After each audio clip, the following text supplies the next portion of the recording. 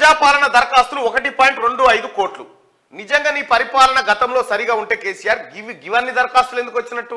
1,25,00,000 దరఖాస్తులా? ముగిసిన మొదటి విడత గ్రామ సభలు, మహాలక్ష్మి, గృహజ్యోతి, ఇందిరమ్మ ఇండ్లకు ఎక్కువ మంది అప్లై, కొత్త రేషన్ కార్డులు, ధరణి, ఇతర సమస్యలపైన భారీగా అర్జీలు. ఈ నెల 17 కల్లా అప్లికేషన్ల కంప్యూటరైజేషన్.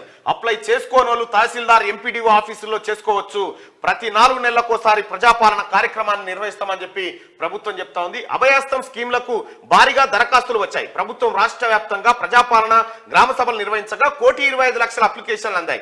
గతేడాది డిసెంబర్ 28 నుంచి దరఖాస్తుల స్వీకరణ మొదలవగా శనివారంతో ముగిసింది. 8 రోజుల పాటు గ్రామాల్లో, మున్సిపాలిటీలోని వార్డుల్లో సభలు ఏర్పాటు చేశారు. వీటికి జనం పెద్ద ఎత్తున తరలి వచ్చి గ్యారంటీల కోసం దరఖాస్తు చేసుకున్నారు.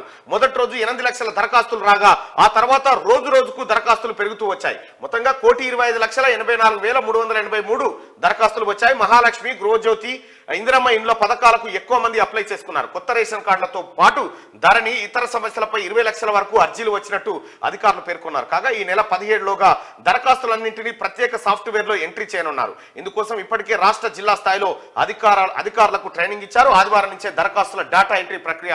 ఇక దరఖాస్తులు తీసుకున్నారు. ఇప్పటికే 1,25,00,000 దరఖాస్తులు వచ్చినాయి. ఈ దరఖాస్తులన్నింటినీ అంటే కంప్యూటర్లోకి ఎక్కిస్తా ఉన్నారు. అందులో లబ్ధిదారులు ఎవరు, ఎట్లా చేయాలి, వీళ్ళకి ఎట్లా స్కీమ్లు ఇవ్వాలనేటువంటిది నెక్స్ట్ దశలో ప్రభుత్వం చేయబోతా ఉంది. నువ్వు దరఖాస్తు తీసుకుంటే ఎటుపోయింది కేసీఆర్?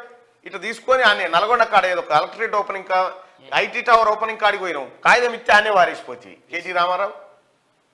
కనీసం ప్రజల బాధన నిన్నరా మీరు? ఎన్నడన్నా మీకు సోయి ఉండనా? ప్రజలు ఏం కోరుకుంటారు, వాళ్ళకి ఏం కావాలని ఒక కాగితం తీసుకున్నావా, ఒక కత్ర తీసుకున్నావా, ప్రోగ్రాం పెట్టినావా? ఎన్నడన్నా కాదు. అది ఇళ్ళకి సంబంధించి దరఖాస్తులు తీసుకుంటే 3 రోజులే. 3 రోజుల తర్వాత తీసుకోమని చెప్పేసి అయిపోయా.